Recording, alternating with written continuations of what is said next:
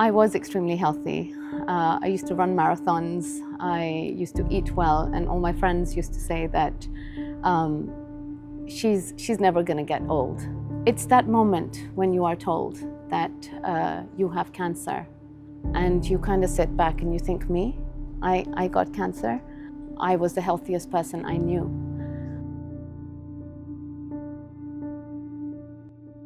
I think for me, life changed when my mother went through a psychotic episode, and this was a few months before I was diagnosed. I spent about three, 4 months trying to fix her. I went through a lot of grief, and I tried to control her illness, and God helped, she got better. As soon as I came back from the UK, when she started getting better, I had discovered the lump already in my breast. And I knew it was something. And I know it didn't come from any unhealthy habits. I think it just came from a place of stress and grief. It wasn't a completely negative feeling in me. It was when they mentioned chemo, is when I just felt like everything fell apart for a minute. But at the time, the doctor that had diagnosed me was very supportive.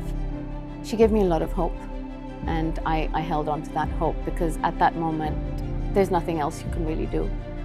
So you need to look forward, and I tried to do that. I tried to look forward. I tried to be as positive as I could. So I was diagnosed at a hospital in Dubai. So the more research that I did into it, I am somebody who would like to think I'm forward-thinking. So I was diagnosed at a different hospital, but there was just something that didn't sit very well with my husband. Through the will of God, I don't know, I ended up at this hospital, and I remember it was Dr. Javed who then got me in touch with my surgeon, Dr. Ahmed Matalka, who was just absolutely amazing. When I talked to him, he gave me the option of a robotic-assisted bilateral mastectomy. At the time that I was diagnosed, I didn't even know. I just thought that they would just remove the tumor and I was good to go, but it wasn't like that. I had actually had the cells in my other breast changing as well. And when I sort of sat down and I thought about it, I thought, I don't want to live the rest of my life in fear. So I would like to go for a mastectomy, a bilateral mastectomy. But when I came to Cleveland Clinic, Dr. Ahmed Matalka said to me that because of your frame and your build, we can do a robotic-assisted mastectomy. He was so open, and I think that's the kind of doctor that I needed. And that's where I think I just started getting comfortable. And even before I met Dr. Matalka, I want to add this, when I walked into the hospital, it had a zen about it, like it had this feel about it. I felt calmer, there was no chaos, and I needed that. I'm that kind of a person. So I went for a bilateral robotic-assisted mastectomy, and I think I was the first person in the region who had a bilateral mastectomy, robotically assisted.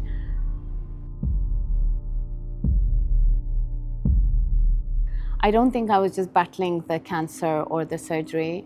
So I'd come out of my mother's illness, and I found out that I had cancer. It took me a month to understand what kind of a cancer I had, what the procedures were. So it was a really grueling month. But I went into surgery, and it was a 9-hour surgery. But when I woke up the next day, my father died. And I think for me, that was the hardest part, to wake up from cancer and know that my father is no more. And I think at that time, being at this hospital, usually they send you home within 2 to 3 days, but I was so positive when I woke up, but until the news of my dad, I just felt like the cancer just became so secondary, but the grief took over. And I, to be honest with you, just felt like everything around me just fell apart, like my positivity and everything.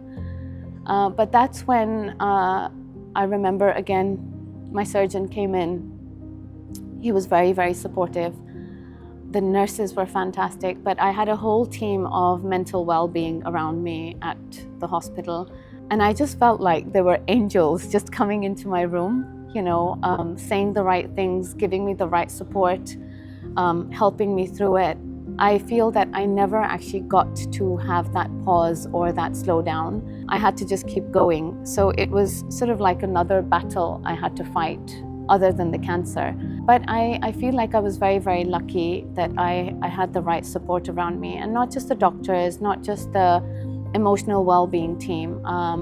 I think the hardest thing after sort of like a breast surgery for me was when they remove your lymph nodes. So when they remove your lymph nodes, you don't have much movement in your arm, and that's quite painful as well. And after a reconstruction, you're very, very, very tender, like you just can't move. But I had a great team of physiotherapists as well that helped me regain my motion in my arm as well. So physical recovery took a while. I think emotionally I'm still on that journey. I'm getting there, but it helps knowing that I am out of cancer.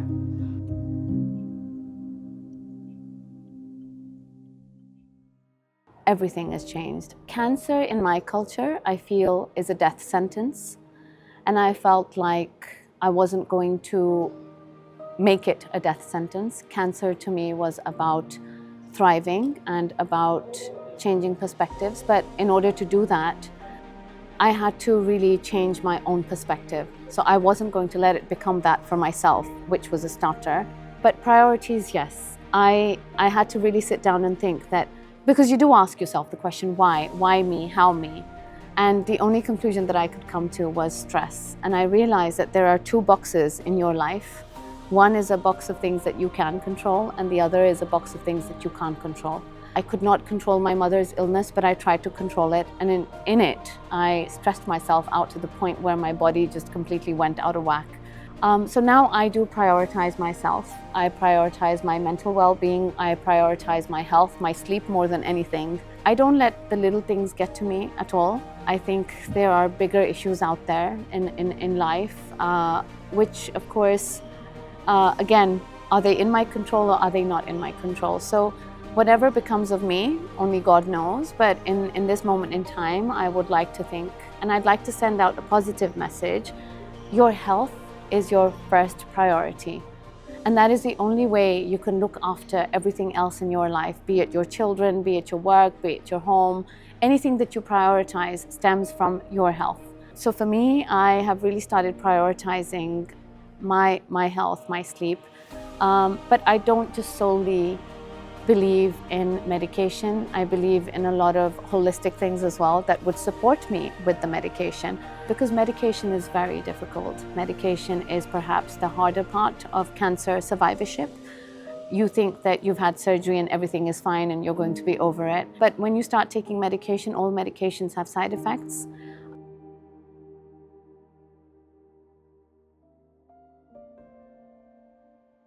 My message to the ladies would be that cancer screening programs are very, very important. Please don't turn a blind eye to them. The earlier you get screened, the earlier stage you would be at, and you won't have to go through the harsher treatments of cancer. The earlier you discover it, you are at an early stage, so there's lesser treatment. Cancer is sometimes a wake-up call. Cancer comes to your body when something has become out of sync. And I personally feel it's the universe just trying to tell you to wake up and look after yourself. Something needs to change. You must prioritize yourself. You must eat right. We are living in an era where there are so many epigenetic factors around us. The air, the food that we eat, the water that we drink, how much of it can you control? But the things that you can control is make the better choices in life. So take on less stress, eat cleaner food, walk regularly, exercise regularly, prioritize your sleep. Sleep is healing. And that's what I'd like to say. And if you have been diagnosed with cancer, please don't be scared. Go to your doctor and don't be afraid to ask the questions. It is your right to ask those questions. Keep asking those questions until your heart feels peace. If you don't feel peace, find a doctor or find a hospital where you do feel peace. This is your journey and you need all the support in the world. And my message to the caregivers out there, please be there to support them. This is an opportunity for you guys to elevate yourselves and learn as well. I think empathy, compassion, and support is what a cancer patient needs. And as thrivers and survivors, we still need it. And I think we need to build a community with stronger connections and more empowerment for these women.